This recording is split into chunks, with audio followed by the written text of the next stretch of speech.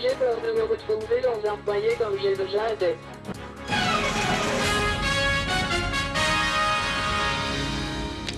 Bonsoir. Une famille de Chicoutimi est à bout de souffle et demande l'aide du ministre de la Santé, Philippe Couillard. Atteinte d'une maladie très rare, Lucie Gravel doit toujours avoir quelqu'un qui veille sur elle. Une préposée du CLSC s'occupe d'elle 8 heures par jour, mais la famille doit payer des employés le soir et la nuit.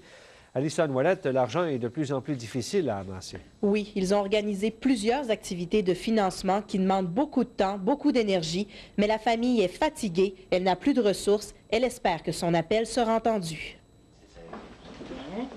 Vivre au quotidien est un véritable casse-tête pour Lucie Gravel.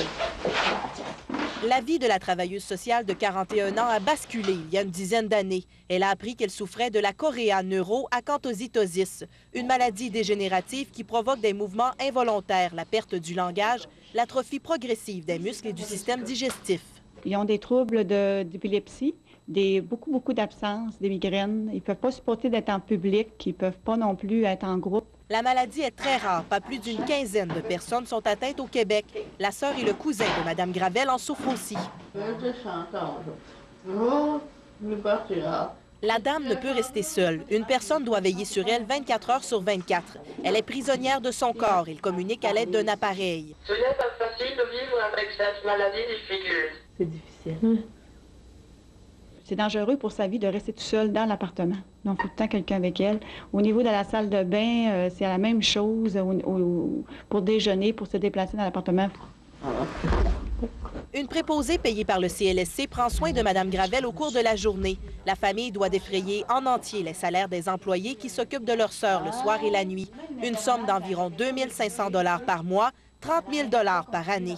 Depuis l'an dernier, les proches organisent des activités de financement, mais ça demande beaucoup d'énergie. À un moment donné, on ne sera plus capable, nous autres, la famille. C'est très épuisant là, au niveau de la famille parce qu'on pense beaucoup là, à notre sœur et à sa sécurité, surtout sa sécurité. Lucie Gravel a peur. Elle ne veut surtout pas quitter son appartement. J'ai peur de me retrouver dans un foyer comme j'ai déjà été.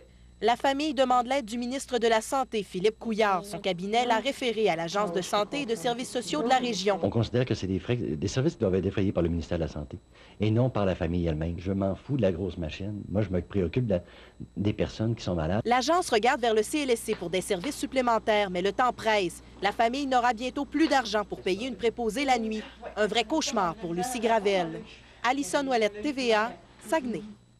Si vous devez être soigné dans un hôpital du Saguenay-Lac-Saint-Jean, vous courez moins de risques que dans bien d'autres hôpitaux du Québec de contracter la bactérie C. difficile. C'est du moins ce que révèle une enquête effectuée par le Journal de Montréal.